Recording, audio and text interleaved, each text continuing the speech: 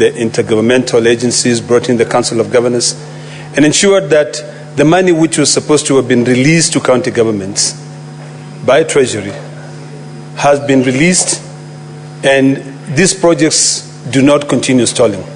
One of my biggest pet peeves, Madam Speaker, is that every time we pass budgets, we allocate funds, those funds are never released. So by the time a project is being done, the cost of doing that project has already changed. You know, something that you had budgeted to build with about 1.8 billion shillings end up costing about 3 billion shillings just because of dilly-dallying. So it is imperative to note the success of the Senate in ensuring that there is an alternative arrangement to be able to complete these projects. I hope that we can be able to do this, to let this cut across all projects which are either co-funded by the county governments and the national governments.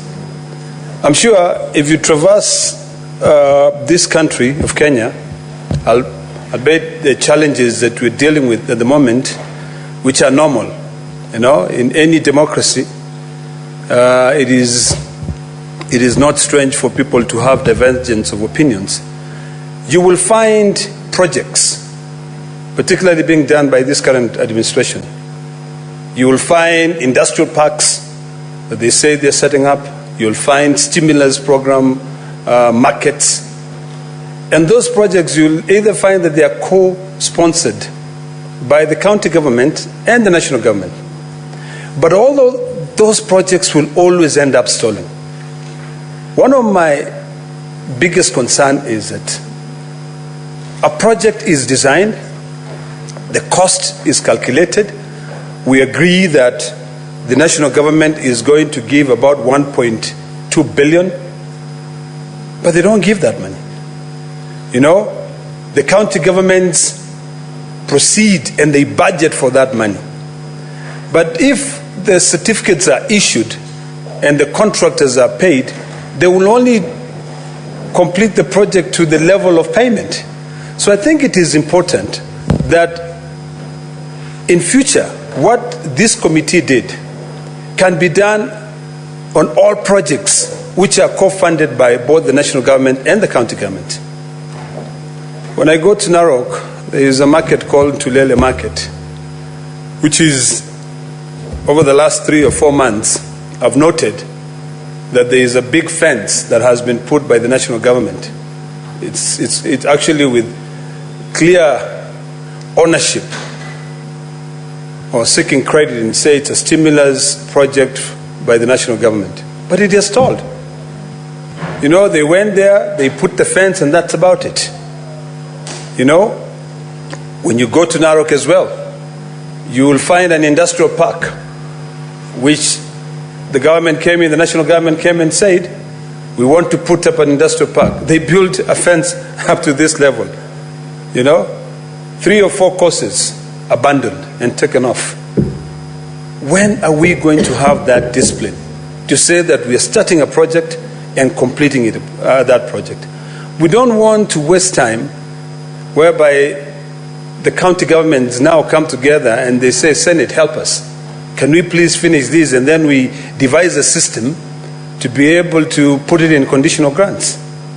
So I think it is imperative to note the success of this project and then learn something from it and ensure that we apply to other projects which have continued stalling. We have a project in Kakamega County where the county government were building a hospital. They started by building that hospital, saying we want to build a big level 5 hospital, and now it's just a huge white elephant project that can never be completed. And now it gets to a point where they say we want to hand this over to the national government for the national government to be able to do it. Why? Honestly, why should we be doing that? Where is this money that is kept aside somewhere by the national government to be able to handle all the failed projects? Why don't we not prioritize? Currently, we are talking about bringing discipline into this country. Fiscal discipline. We are trying to make sure that we better services for Kenyans. The fight out there, Governor, Senator Mandago, it is not that the Gen Z wants to be president, or they want to be senators, or they want to be cabinet secretaries. What they are saying is that we want services, provided to us. We want roads built for us. There's no point of us saying that we have billions and billions of shillings, yet we cannot finish even a single project. I think this is a wake-up call. And although we are commending on a project that has already taken off, the train has already left the station, and all these people have already agreed, my hope is that if at all in any of those 5 counties, those headquarters are not completed, at least when we come and discuss this here in the Senate under conditional grants, we can then be able to allocate more funds, because what the county governments have done and what the Senate Committee on Finance has done is something that really should be commended. And I commend the chair for having taken the initiative. And then I think next time, because I do sit with the chair, I believe